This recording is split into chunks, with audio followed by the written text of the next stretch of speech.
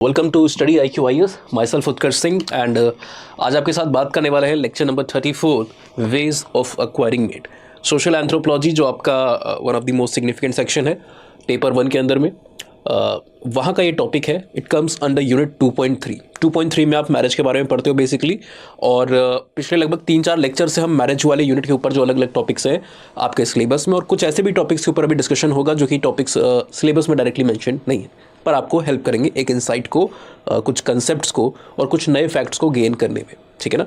तो आज यहाँ पर हम वेज ऑफ एक्वायरिंग मेट की बात करेंगे। इससे पहले मैरिज के सीरीज में जो यूनिट 2.3 पेपर 1 है, वहाँ पर हमने ऑलरेडी डिस्कस किया हुआ है topics like what is marriage, universality of marriage, types of marriage and the rules of marriage. तो ये 5वां लेक्चर मेरे ख्याल से यहाँ पर 4था या 5वां लेक्चर है इस सीरीज के अंदर में। इस सीरीज से मेरा मतलब है जो यूनिट 2.3 है मैरिज। बाकी तो इस टोटल सीरीज में 30 से ज़्यादा लगभग 35 होने को है, एक लेक्चर कम है, हमारे लेक्चर्स हो चुके हैं। ठीक है ना।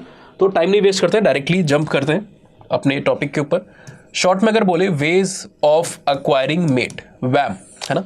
ये वर्ड आया कहाँ से? ये जो वर्ड है बेसिकली ऐसा माना जाता है, ऑल्दो कई बार ये चीज़ें है ना ये सच्ची नहीं होती है। कई टेक्स्ट में, कभी बार रिसर्च पेपर में इधर उधर से ये जानकारी आती है, फैक्ट्स आते हैं, but we do not we never know कि एक्चुअल में ये वर्ड कहाँ से आया, इसका ओरिजिन किस तरीके से हुआ।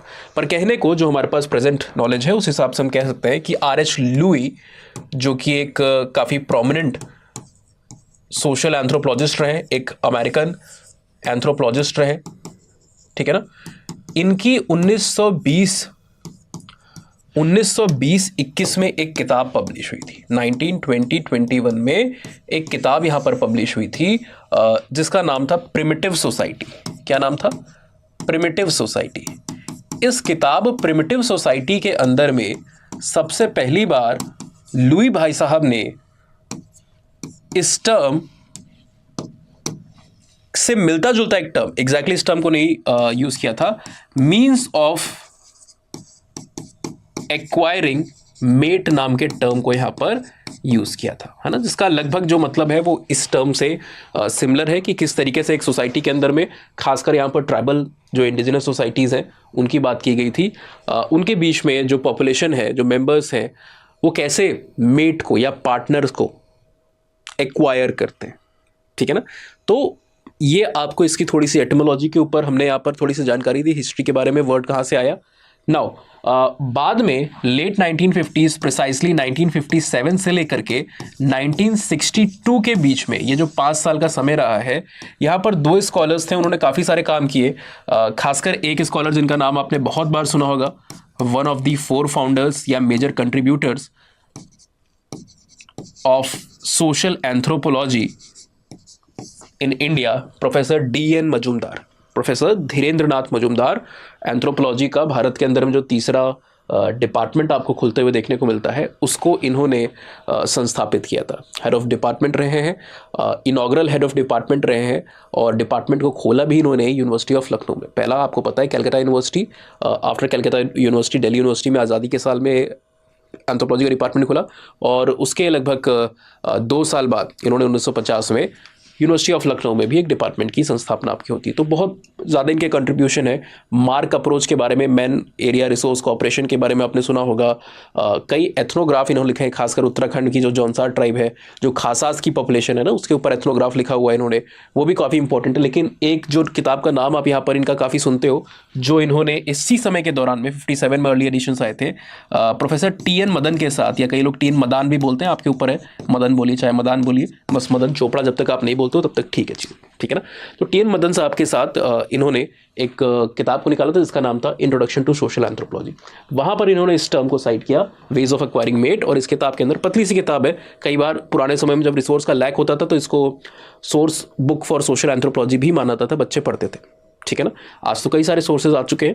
तो इस किताब के अंदर में इन्होंने लगभग 8 या 9 अलग अलग वेज ऑफ एक्वायरिंग मेट, यानी कि ऐसे तरीके जिससे ट्राइबल्स भारत के अलग अलग कोनों में जो मौजूद हैं, वो अपने पार्टनर को सेलेक्ट करते हैं, उनको एक्वायर करते हैं, उनको प्राप्त करते हैं एक तरीके से। ठीक है ना। तो बहुत सारे तरीके हैं जो यहाँ पर मेजर टाइप्स हैं, उसके बारे में हम यहाँ पर बात करेंगे। सबसे पहला जो यहाँ पर तरीका देखा गया है उसको कहा जाता है मैरिज बाय। अच्छा, ऊपर हम सबसे पहले एक बार मैरिज बाय लिख दे रहे हैं, इसके बाद सिर्फ हम टर्म के नाम लिखेंगे। ठीक है ना। तो सबसे पहला जो है वो है marriage by capture. Marriage by capture, नाम से ही पता चल रहा है, अगवा कर लेना, ठीक है ना, उठा ले जाना। तो इसको मैरिज बाय कैप्चर कहा जाता है, जहां पर ये दो तरीके के होते हैं, बेसिकली दो तरीके के आपको देखने को मिलते हैं। एक जो मैरिज बाय कैप्चर है, ये आपका जो रियल मैरिज बाय कैप्चर होता है, ठीक है ना, और दूसरा जो है वो सेरेमोनियल मैरिज बाय कैप्चर होता है। रियल मैरिज बाय कैप्चर आज के समय में थोड़ा सा कम है ना।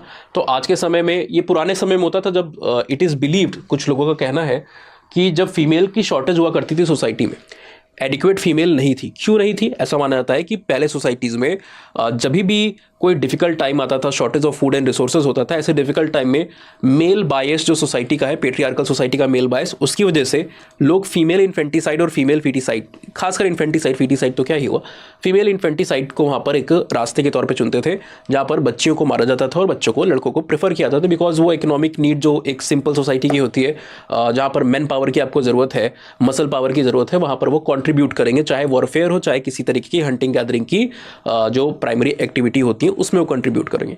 इस फीमेल इन्फेंटिसाइड की वजह से जो फीमेल्स का नंबर है वो गिरता गया और मेल्स का नंबर एडिक्वेटली जिस तरीके से बना हुआ था, थोड़े समय बाद जो रेशियो है मेल टू फीमेल, उसके अंदर में एक इक्विलिब्रियम की कमी आ जाती है, डिसइक्विलिब्रियम आपको आते हुए देखने को मिलता है।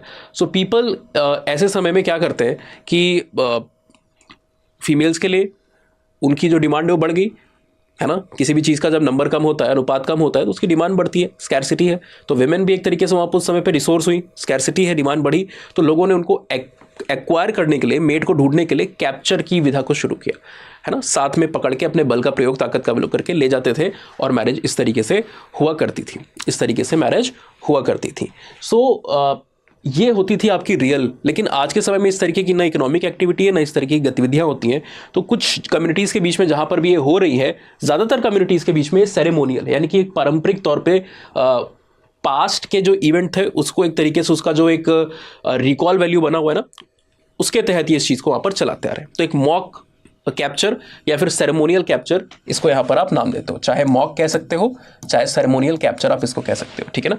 अच्छा, अगर आप महाभारत के लिटरेचर को देखोगे तो भीष्म पितामह ने बल का प्रयोग करके, कैप्चर के अंदर में बल का प्रयोग यूजुअली है उठा के ले जाना, बल का प्रयोग करके अंबा, अंबिका, अंबालिका, इन तीनों राजकुमारियों को भी अपने, I think if I am not wrong, अपने जो स्टेप ब्रदर थे विचित्रवीर्य, उनके लिए यहाँ पर लेकर के आए हुए थे, ठीक है ना।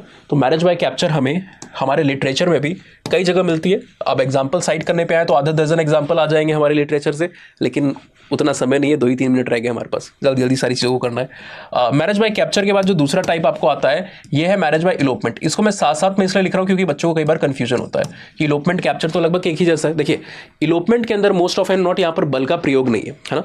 कई बार आपने पिक्चरों के अंदर में देखा होगा, बागी बागी कौन सा मूवी एक आई थी, उसमें बीच में आपने देखा होगा कि साथ में लोग भाग जा रहे हैं, ठीक है ना। तो दोनों पार्टीज की वहाँ पर सहमति है और वो साथ में भाग गए, तो इलोपमेंट होता है भागना और भगा ले जाना।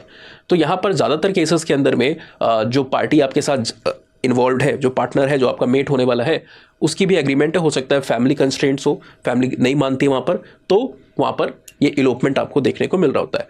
अब ये इसके भी आपको एविडेंसेस हमारे लिटरेचर में ही देखने को मिल जाएंगे। अगर आप महाभारत को ही उठाते हो तो जो रुक्मणी जी की मैरिज है, कृष्ण जी की जो अष्ट भार्याएं हैं, उसमें से एक जो मेजर वाइफ है, चीफ वाइफ है, 8 मेजर वाइफ में से, उसमें से एक रुक्मणी जी है ना, जिनके ब्रदर रुक्मी वहाँ पर शादी के लिए तैयार नहीं थे, तो वो एपिसोड आपने सुना होगा। तो रुक्मणी जी को यहाँ पर मैरिज बाय इलोपमेंट के अंदर में कंसीडर आप यहाँ पर कर सकते हो, ठीक है ना। एक और मैरिज होती है जिसको आप मैरिज बाय सर्विस कहते हो। सिंपल सोसाइटीज़ में, कई बार ट्राइबल सोसाइटीज़ में, बहुत सारी ट्राइबल, नॉट ऑल बट बहुत सारी ट्राइबल सोसाइटीज़ में डावरी का एक रिवर्स कॉन्सेप्ट होता है जिसको आप ब्राइड प्राइस या ब्राइड वेल्थ कहते हो।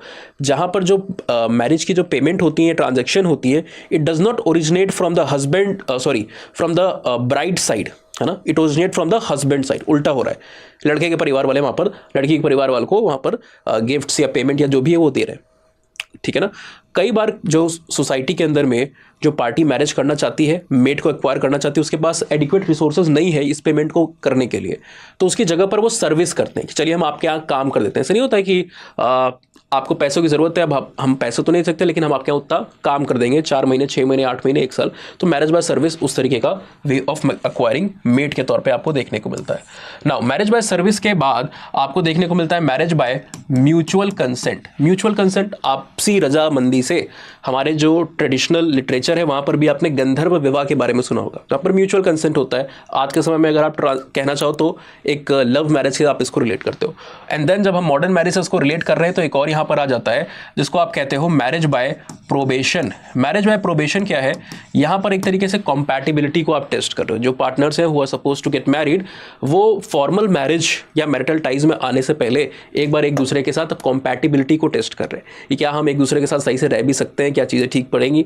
तो यूजुअली ये पेरेंट के हाउस में नहीं होता है, एक सेपरेट क्वार्टर को इरेक्ट किया जाता है by either of the family और combinedly by both the families. एक न्यू लोकल रेसिडेंस वहाँ पर टेम्पररी टाइम फ्रेम के लिए वहाँ पर इरेक्ट किया जाता है जिसके अंदर में ये लोग कोहेबिट करते हैं। अगर चीज़ें ठीक होती हैं तो उसको कुछ फॉर्मल रिचुअल्स के थ्रू वहाँ पर लेजिटिमेट बना दिया जाता है, मैरिज के रिलेशनशिप में ट्रांसलेट हो जाता है।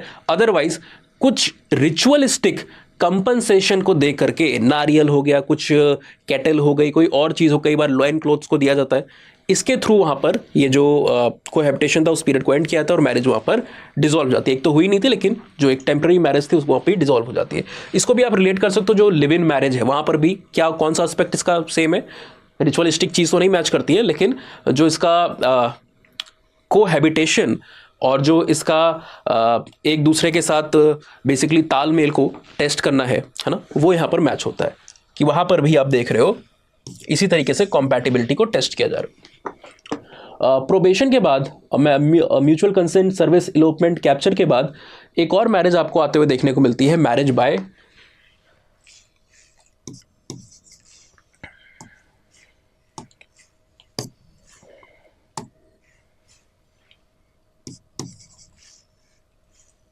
इंट्रूजन।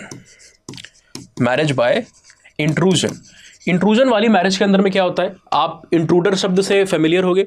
जब कोई किसी घर में गुजर रहा होता है उसको घुसने की कोशिश करता है या प्रेमाइसेस में, प्रॉपर्टी में घुसने की कोशिश करता है, उसके पास परमिशन नहीं, तो आप कहते हो ये इंट्रूडर है, घुसपैठिया कहा जाता है। तो इंट्रूजन के अंदर में एक पार्टी, खासकर जो विमेन होती है, वो जिसके साथ में शादी करना चाहती है वहाँ पर इंट्रूड कर रही है, घुसपैठ उसके घर में कर रही है। जाहिर सी बात है पेरेंट यहाँ पर एक मॉक रेजिस्टेंस या कई बार एक रियल रेजिस्टेंस को वहाँ पर दिखा रहे होते हैं, वो एक्सेप्ट नहीं करते हैं और वो फिर भी परसिस्ट करती है, जो फीमेल है, जो वाइफ बनना चाहती है उस फैमिली के अंदर में, उस हस्बैंड को एक्वायर करना चाहती है।